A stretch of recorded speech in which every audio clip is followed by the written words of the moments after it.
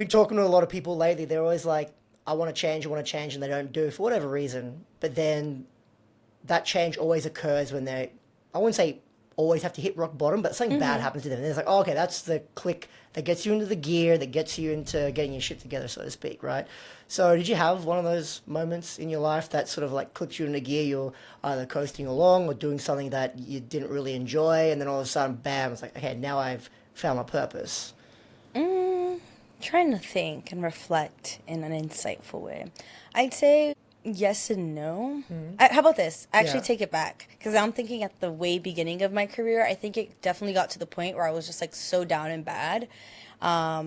This is like I guess, my transition into Yeah. fitness. I was like so down and bad, and I think really that was like the only out that I had was like getting myself together and like prioritizing my health and my body. So I would say, yeah, actually. Would you like go a little bit deeper into that and give us a bit of an idea of like what happened and how you sort of got out of it to what you want to do today? So I definitely think it was kind of just like the type of lifestyle that wasn't working for me initially. So I was at a desk job, and since I have scoliosis, like I remember saying all the time, like, man, I feel Yeah. my shoulder blade like digging into my chair. And I remember just like saying in the beginning, like a nagging kind of like bothersome discomfort. I wouldn't even call it pain.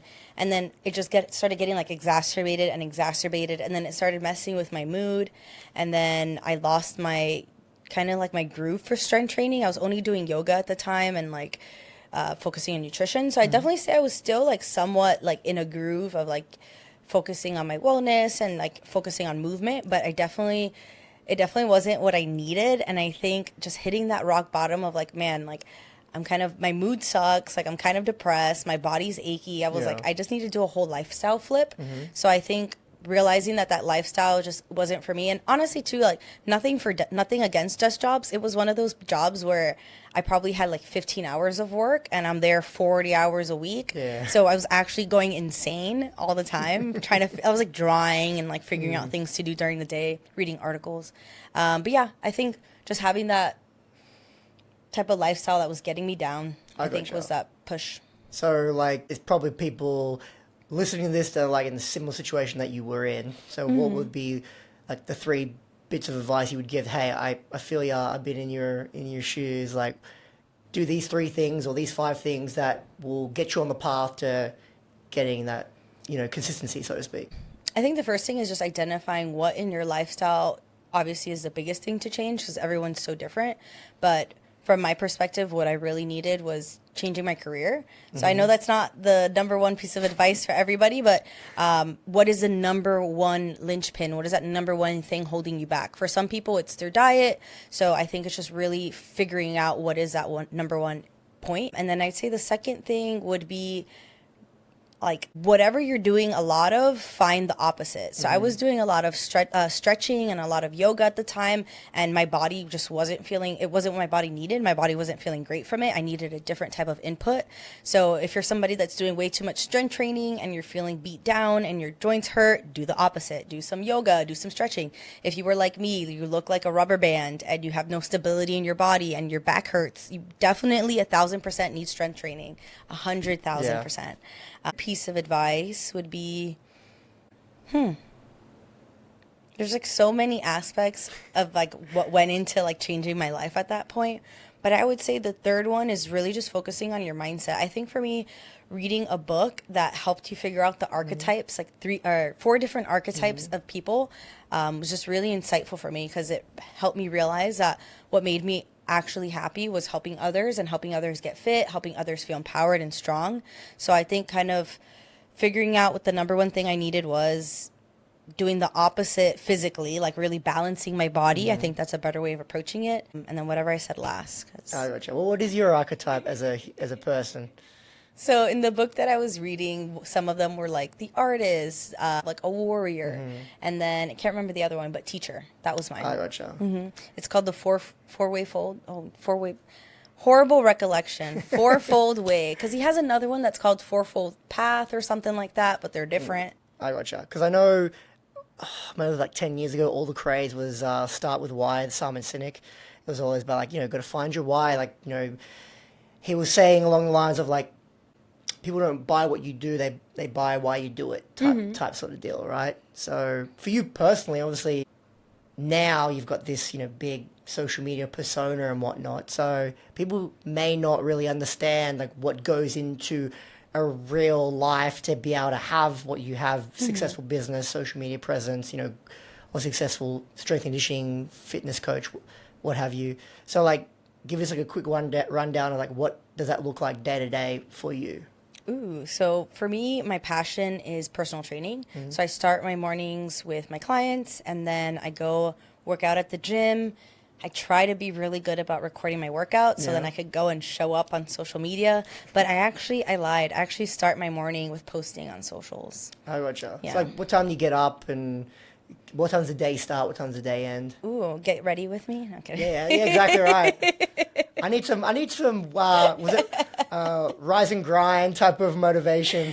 Oh, I'm not. I start off like a good chill vibe. So I get up at around 6:30. I give myself my little get ready time, my freshening up time for probably about maybe like 45 minutes, 45 minutes. And then that's when I'm also posting on socials. I like to sit on my throne, may I say. And then I'll go get ready, get dressed, cook up some breakfast. And usually I'll take the dog out on a walk, but I just moved into a new house, so I'll just like let him out into the yard. It's quite nice. Save myself an extra 15 minutes. Especially this morning when it was so cold. You'd be like, thank yeah. God I got a backyard. Yeah, I'm like, I look at them through the crack in the door and I shut it. But yeah, so by 7:30, I'm definitely already eating breakfast, almost ready completely. And then about 8:30, I'm starting one of my first clients. Some days 9:30.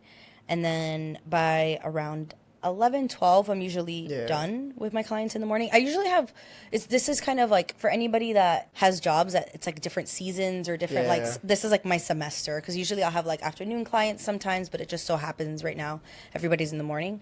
So yeah, have lunch around 12. I'm really boring. Like I'm really big about my my strict food time. So 12, I'm already eating at the gym, usually at 1:30. And then do some computer work, hang out with the doggies a little bit, tidy up around the house. I gotcha. Hey, don't be afraid about the food. So I love food. I told you, like, you got to, was it?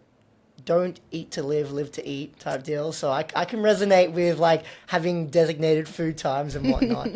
but also the fun aspect too, right? So obviously when I first sort of found out who you were, I was like, well, I love the fact you had like the functional movement coach with like the emphasis of like fun in the big caps and whatnot. So you seem to be a very bubbly person yourself.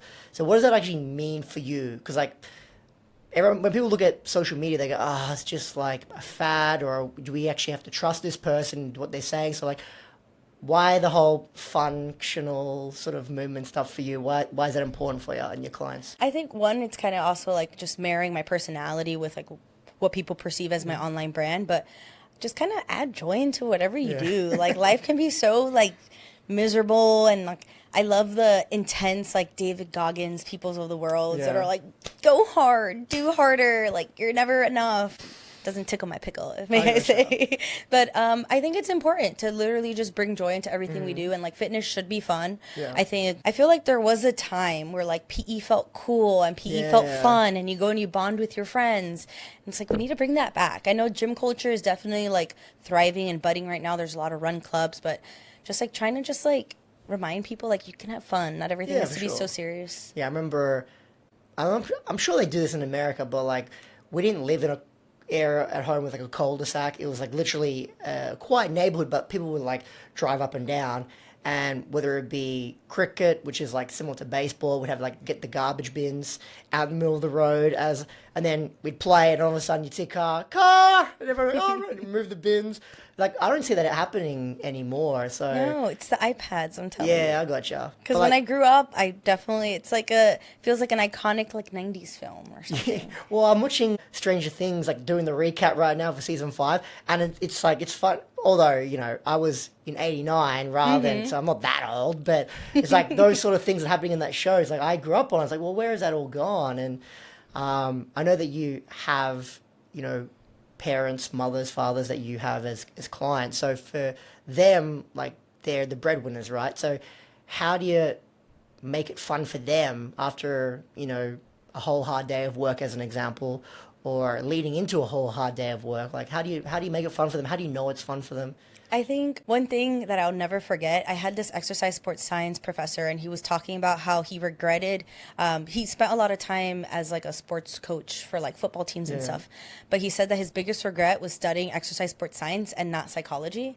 So I think the most important thing is remembering and really trying to figure out what makes my clients tick. For some of them, it's like a PR, or for what I find for a lot of high achieving people, it's actually overcoming challenges. So figuring out what's a challenge for them, and something that's obviously a fun challenge, not like, oh wow, single leg deadlifts are horrible for you, they're so hard, let's do 1,000 of them. But something that's physically challenging, that's like so mentally engaging that it gets them in that flow state. So what that flow state is, it's like where everything kind of like the inner voice in your head just shuts up and you're actually like in the moment. But I think it's like finding, what is it? It's like there's a graph, and it's like the midpoint between a challenge and skill, or something being challenging, but you're also skilled at it. So like, how do you do that without making it fun, without sacrificing like the intensity for that? Because obviously you want it both, right? And again, I've been in this industry for almost 20 years myself, but I'm working with people that this is their job. So even though you want it to be fun because it's a long ass season, at the end of the day, it's like, well, this is their job. Like us going, like you said, working in office, they're just going out and training. So there's a level of, well, you want to keep it fun, but this is serious too. So how do you have that balance? I feel like the challenge and the seriousness like they're one and the same. Like I don't even know how to differentiate it. Like for example, this morning I had one of my clients working on animal flow, and she loves it. She finds it really engaging. What she finds really hard is like the coordination. So it's like she's good at it, but at the same time, so she's doing the work. She's putting in work. She's on all fours, holding herself up for 90 seconds, switching around all these positions. But for her, it's left, right, like what goes underneath, what goes over. So I feel like she's working hard. She's putting in the results, but at the same time, in her mind, she's like, what is my left arm? Like, where is my left arm? So I think they're one and the same for me, like with the type of work that I do. Like I conceptually can't even draw a line for you. Oh, that's fair enough. Like obviously when you go into doing your programs for your clients, like you have a set goal. Yeah. One of the things that you mentioned before, and obviously we've spoken about, is like you have scoliosis and you've had issues with your back and whatnot. And it's like one of those issues where it's like in life, join the club, everyone's got some sort of issue, right? So how do you go about, displaying the importance that you have for that whole like spinal health is wealth type deal by putting it into your program with your clients? And like I said, again, making it enjoyable, so it's not just a chore, because these things do become chores, right? Sore backs, it's a funny Instagram meme that I sent to a lot of my friends where it's like a joke where, hey, you go into a physio, it's like, hey, now go ahead and do these 3 exercises, and the physio gives the client a piece of paper, and the client's like, I don't know what this means, and the physio's like, don't worry about it, you'll figure it out. And then he's like, well, I'm probably not going to do these, so next time you see me, I'm probably still going to be in an enormous amount of pain. And the physio's like, I don't care, you're paying me, it's all good. So like those types of things, that's like the reality, right? Yeah. So how do you do all these sorts of things that you're passionate about, particularly with the spine, and making it fun so people actually do it and make progress? So one thing that I really think is important is teaching people things. So like you said, the complete opposite of like, hey, here's a prescription, do it on your own time. So when I onload somebody, especially somebody that has like a severe limitation where like it's impairing their movement and impairing their lifestyle and causing like physical pain, I always teach them like a joint by joint mobility series. So I give them the grunt of it, but I kind of like baby feed it to them. I got you. And I encourage them to do that on their own time. So it's something that I definitely like teach it. I repeat it with them over and over and over till they're so familiar with it that they're like, oh, I'm actually doing this on my own time. I'm incorporating it in. And I love to like have a lot of sympathy with my clients, because like a lot of times I'll be like, hey, did you get to try that mobility series? Like pretend this is week 4 of us working together. And they're like, no, I haven't. I'm like, it's all right. You have another 4 weeks to try to implement it into your routine. So kind of just approaching them with a very realistic approach. Because I think a lot of times clinicians, they'll like give you this prescription and it's like, that's not going to fit into anybody's lifestyle. For sure. People have to like feed it in slowly and like drip it in. But going back to the challenge and like how is something effective but also fun, this is like probably the worst example, but I think it's fun. It might say a lot about me. for someone that needs to decompress their spine, one of my clients came and her low back was like a little funky. I'm like, let's do some dead hangs. She likes them because she's trying to get past a minute. Yeah. So for her, it's that challenge of like, ooh, today's a good day. I might get a minute and 15 seconds, Yeah, you yeah, I know? got you. Or, ooh, today's a rough day. I only got 55 seconds. So it's like you're actually decompressing the spine, maybe even focusing on some breath work, also focusing on the grip and, you know, strengthening it a little bit. For sure, yeah. So how about this? What advice would you give for like these two different groups that are looking at, because everyone has back problems, even if you're, it doesn't discriminate, right? Yeah. So let's look at the group advice for people that are like myself, who train a lot and train regularly, and then for the groups of people that are in the office job where they're sitting 8-9 hours a day. So what would you give those, like, say maybe what, 2 bits of advice on both of those groups on how to like look after their spinal health? So for the people that are already active and avid fitness gurus or junkies, actually this is for everybody. This goes back to my friend Angela Gargano. She's an amazing pull-up specialist. Do dead hangs for every single person. Dead hang every day. Dead hang for as long as you can. You should be dead hanging for well over a minute. But I'd say going back to the fitness enthusiasts, start learning about any type of spinal articulation. Like there's so many different systems and different ways to articulate your spine, but just starting to think about moving your spine in different segments, because that kind of just like adds an awareness to your spine, like a lot of us that are missing. And then for anybody that really wants a specific advice, look up segmented cat-cows. It's an FRC movement technique, phenomenal. And then for the people that are more sedentary, definitely do the dead hangs. Don't forget about that. And what's something easy, low hanging?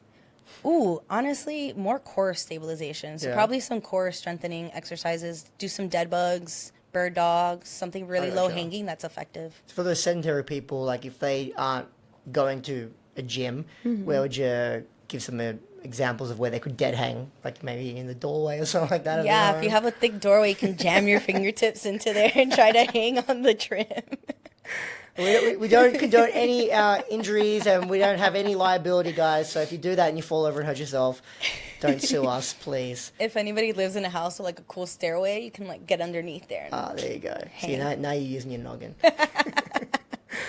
So how about like, because it sounds like you've had a lot of like success stories, but is there one that sort of like comes to light that sort of maybe changed the trajectory of your career or sparked the career? Or maybe even, shifted your philosophy, because, when you first start out, sometimes people just throwing everything at the wall and hoping it sticks, and then when it does stick, you're like, whoa, it worked. So, like, do you have one of those? I'd say my aunt was actually a really impactful client that I had. I used to, like, do her workouts with her back in the day when it was, like, a DVD that you'd get at the grocery store. But my aunt had a lot of issues after her pregnancy with, like, incontinence, so that taught me a lot just about, like, what's going on in the pelvic floor, especially for women. But I'd say her knees were something that really just blew my mind, because a lot of the basic, like, knee rehab stuff that they teach you when you first get into exercise sports science, like, a lot of it wasn't really working for her. So we had to, like, get really creative with modifications. So I think that really, like, opened up my whole perspective to, like, wait, there's a whole functional movement world out there, and, like, a whole other perspective on knee pain and, like, how to address stuff like that. I gotcha. Then this is the fun part. What about, like, any particular failures that you were so certain that you were doing the right thing, realized that you might have failed or let down that particular client, and it sort of, again, helped you grow as a fitness professional? I feel like I'm trying to think of one person that sticks out, but even with my clients that I currently have, like, we've had moments where we're like, that doesn't work, we're not going to do that, and we're going to do a U-turn. Like, one of my clients, she has, like, this, we actually figured out she has, like, a completely torn labrum. Like, it's been gone for a long time. And, like, the front of her hip was just bugging her. So we started doing a lot of hip stability work, a lot of abduction work, and we actually way overdid it with the abduction work. Poor girl ended up getting sciatica, like, shooting down her hip. Like, her piriformis was just, like, knotted up. Super nasty strain. Muscle strain. Yeah, and sprain is ligament, yeah. Yes, there you go. Muscle strain. But yeah, I'm trying to think of somebody that really sticks out. But thankfully, I think I live to tell other stories, and I haven't Well, that's had good like a then. horrible one. Yeah. But I'll never forget this super random story. But there was this, I used to, like many people, do group classes. And there was this like one guy that came into a group class. I'd never seen the guy. He wasn't my client. He was like my boss's client. And he's like, yeah, I've been gone for like 5 months, but I'm getting back into it. He missed the first 8 minutes of the warm up. Most people know warm ups are usually 10, maybe 15 minutes if you're with a great coach. And then he like jumps into we're doing like broad jumps at the end of a warm up, which is also very questionable. But like maybe after we're warmed up, we should do the broads. But he jumps in to do the broads and he like throws his arms back and ripped his abs. And this is like the first year of me being a trainer. So I think a lot of experiences that weren't on my watch helped me be a little bit more conservative. So what about like, other than like not turning up 10 minutes late to a workout, what would be some of like the guardrails that you would tell normal people that may not be in your care or under your tutelage? Like, hey, when you go into the gym and you are doing fitness, you know, be careful and do these things so you don't kill yourselves. So, like you said, warm up always, cool down always. Make sure you do like a internal check-in with your body. I know a lot of us, especially people that are like overzealous, we go in with the plan and we're like, we're going to stick with this plan no matter what. Don't do that. Like if your body feels good, stick with the plan. If you feel like you have 100% potential, absolutely do more than the plan. But if you feel like your back's a little achy or you have this one thing in your shoulder, like maybe take give it more care, give it more work, more attention, or maybe just don't beat yourself up a little bit, for lack of better words. But yeah, I think doing a full body check-in and making sure your body's ready for what you're prepared for that day.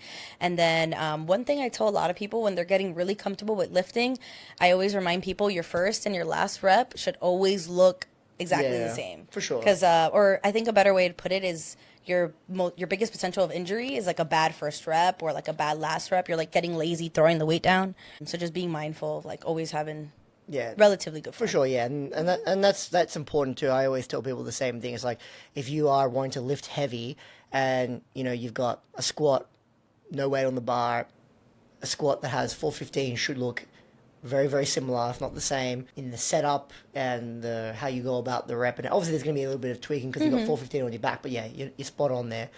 And based on what you're telling me, there's like a lot of, it's like, you know, the fitness Bible according to Francheska, right? So there's obviously a lot of things that you ask of your clients. And so what are some, and this doesn't have to be like training negotiables, non-negotiables, but like what are like the non-negotiables that are important to you that when you work with a client, they must have, or you're like, you know what, I'm not working with you? Good mindset. A good mindset and like good expectations on what they're going to get out of strength training. I know a lot of people, sometimes they think that like any type of workout is immediately like a weight loss thing. And I'm like, you need to like figure out where in your life you need to maybe make some adjustments. And I know for a lot of people, it's like 80% of your nutrition is probably going to make the biggest adjustment for weight loss. Something else is having good sleep patterns. I know a lot of people, they might be a little bit low on sleep. What's another good one? Yeah, I think probably lifestyle or mindset and sleep are the number two. Gotcha. Well, how do you vet that though when you're going into it? You can't trust them. Okay. I know, because like, when we were having lunch the other day, a guy just knew you. I was like, "Hey, Francheska," and you're like, "Who are you?" "Oh, you trained someone that I know." You gave him your card, but you don't know him from a bar of soap. Oh yeah. So it's like, well, how do you vet that individual or individuals like that? Actually, to your point, I usually do a phone call before and I kind of like check out to see if our personality is compatible and like a little bit very like focus on the expectations as well. But if I don't think the person and I are compatible, I'll tell them off the bat. I gotcha. So there hasn't been any moments where you've gone in with someone that you thought had those qualities and then didn't? Had scenarios like that before? I feel rude saying that I like exclude clients based on personality, but I've definitely not taken people on for personality or people that are like, I feel bad saying Well, that's not I feel bad. It's just, you know, it's the reality. Like, not everyone, you know, is going to be. It's like not everyone is suited to the strength and conditioning business. Not everyone is suited to you as a trainer. It's nothing against you or them. It's just like, you know. I've had some people that call and they're like very pushy and they're like, hey, I got referred to you by my friend. They're like, can you do 6:30 sessions? I'm like, absolutely not. And they're like, well, can't you do 7? I'm like, no. But just off the bat, like I already know our personalities aren't going to match just for the fact that they were being pushy. Yeah. So I would just like, I'm not even interested in working with them. Like even if it does work, or like even if we're able to find a time that's compatible. Like I said, it's got to be fun too, not just for the client, but also for you as well. So I get that. But obviously, we've gone on a lot about yourself and your regimen, your training. You've got your own little Bible, so to speak. But what about those, like you said, there were that individual who came like 10 minutes late, but people that are going to be out of fitness or want to get into it but don't know how to start. What advice would you give to those types of people? Ooh, figure out what you actually enjoy. I know for some people, they like going on long walks. Some people, it's like Pilates. And I think there's no right or wrong when it comes to like starting more movement. If it's rollerblading, do that. I think one good place to start too, if you're having a hard time figuring it out, is like meditating on what you used to enjoy when you were young. For some people, it's the playground. Like if you enjoy the playground, there's literally playgrounds for adults, like Ninja Warrior gyms, and they have like community days that are like really inclusive and stuff. So I think there's really a point of entry for every person. It's just really being open-minded to like what it could be. Like for some people, you could literally go to like those, what do they call those bounce house places? Oh yeah, I know. Yeah, you like you get some socks on, you just jump around. It's actually like phenomenal. Even sell like reformers that you can just jump on in your house if you're like embarrassed to jump around other people. Well, how about this then? How about this? Could you give advice on one, like, let's say the Francheska's top tips? Oh my God, I just made it up on my spot. For one physical activity, one nutrition tip, and one, let's say, mindset, because you're big into mindset. Just one tip that you could give any advice to anybody. Say, hey, if you want to start, these are the three things that you need to do to get yourself started. Start hanging and squatting every day or whenever you have the opportunity to hang, because you made a good point. Not everybody has a pull-up bar. But body weight squats, side squats, different variations. Once you get comfortable, you could even sit at the bottom of a squat. Yeah. And then your nutrition tip would be making sure that you have at least 20 to 30 grams of protein in all of your meals. Plus, if you can have snacks with protein in them. But I know a lot of people are like missing out on having sufficient protein. And then you had one more request in there? It was so physical, nutrition, and then mindset. Mindset. Or routine. Mindset or routine. Try catching yourself every time that you're having like negative self-speak. Like try to have and curate like a more positive inner voice for yourself. There you go. See, I like that. I just like taking mental notes for myself on the days where it's like if I go travel to see my family in Australia, I'm like not doing anything over there. So that's good advice. Yeah, I'm only human, so like I try to be nice to myself, but I'll catch myself on some days and I'm like, my gosh. But I always try to tell people, like, talk to yourself as if you were your own best friend or how you talk to your best friend. Because I only tell my best friend encouraging nice things because they're amazing, beautiful people. Yeah, and people think I'm crazy too. Like I have, that positive self-talk. Yeah. And if I go on a walk, cause like where I live up in Round Rock, there's like a nice little trail. And sometimes I'm just talking to myself and I don't even know it. People's like, this guy's crazy. What's going on? My best friend just told me the same thing a week ago. Well, there you go. We're on the same wavelength there. But what about, because you mentioned before about those crazy Austin running groups. I just want to run them over sometimes. But they're not as bad as like the cyclists. But sorry about cyclists. But so everyone wants to do running. We're in Texas. We've got beautiful weather all the time. And everyone runs. But then every single one of those people that run, they all get injured. Shin splints, I know you told me about it. Shin splints, plantar fasciitis, all sorts of stuff. But they don't. A lot of these people don't have the knowledge that you have, right? So again, like, what are some of the tips that you would give to these people that are just doing it recreationally, but find themselves injured all the time, and probably still train while they're injured? You know what I mean? So this one's a little unconventional as a tip, but go on Instagram and follow the Pose Method. They have a really great method for running, and they have really good coaches too. That, like anything, you can find some like free educational online stuff with like reels. They also have coaches in like different cities that people can work with. Something else for injuries, man, roll out those calves, roll out those feet. All types of people will tell you that rolling out's useless. That's not important. Roll out your feet for 2 weeks and tell me how you feel. If you have tight feet, of course. If you have flabby, soft feet, it might not help you. Yeah. And a tip for injuries, man, I think y'all need a really good physical therapist too. Mm-hmm. Well, Like I'm trying to think of tips that are like low hanging fruit, but coming back from running injuries is tough. Toe spreaders are also great too. Yeah, I You got could even get like a sock and like ring it in between your toes and spread out your toes. But also too, just focusing. This is probably where your question was going. Focusing on mobility. There you go, yeah. A lot more mobility. Yeah, I got my old man routine when I go to the gym. I carry a golf ball everywhere with me, so I roll out the feet, like you said. I got the PVC pipe, which a lot of people don't like to do, but I do it because I'm a ball of muscle, so I do that little foam roller. It doesn't do anything, and then do my stretches. So definitely important, particularly as you get in my old age of 36. You need to keep that going. So do you kneel and then roll your calves out with a PVC pipe? So I'll start off. So I'll stand up and I'll get the golf ball and I'll roll it out 30 seconds each side or however long it needs to take. Then I get the PVC pipe, do the same thing back and forth. Sit down, single leg calf, hammies, glute. Then So you have like a fat PVC pipe. it's a long one like this big, yeah. Okay. And then I'll go into the front, do the hip socket, do the quad, TFL, all that sort of stuff. I try to do the shin, but that's a pain in the that's painful. You got it. And then I do some exercise like the crucifix and scorpions on your back, on your front, do like the half bridge, and then I do the cat stretch. Nice. And then I get up and do, as we all do, bands and whatnot. One of the last things I want to sort of get your input in is because obviously we've spoken about how, we do a lot of work with biomechanics at Valor, and our whole thing is like movement efficiency, right? Making sure that muscles, joints, limbs are working in the way that they should be working, not in any compensatory patterns, which essentially comes down to a result of, a wear and tear somewhere and now the body compensating, because if it doesn't, we die, essentially, right? So you, obviously, everything you do is all about like improving, quality of life. Again, someone that wants to start out or keep their consistency, what is it that you would want these people to achieve in the next 30 days to be able to put this as a platform to help improve their quality of life?